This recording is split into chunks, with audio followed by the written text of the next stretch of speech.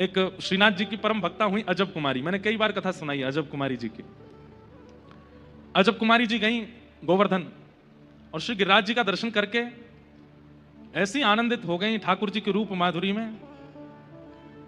सजल श्याम घन वरण लीन है, सजल श्याम घन वरण नील है, फिर चित अनत न भटक्यो, फिर चित अनत न भटक्यो।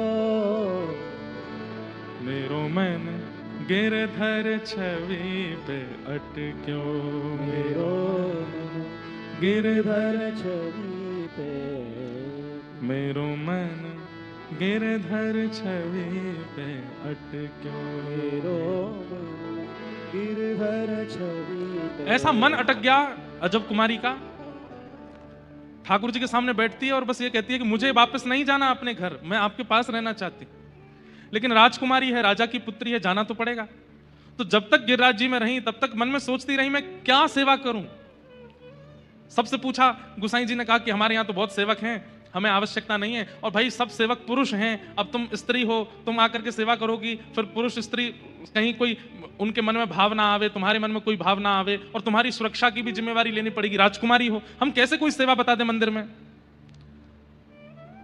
अजब कुमारी बोली तो मैं अपने आप कोई सेवा कर सकती हूँ। बोले क्या? बोले मैं खेल खेलूंगी ठाकुर जी के साथ। और अजब कुमारी ठाकुर जी के साथ चौसर खेलती थी।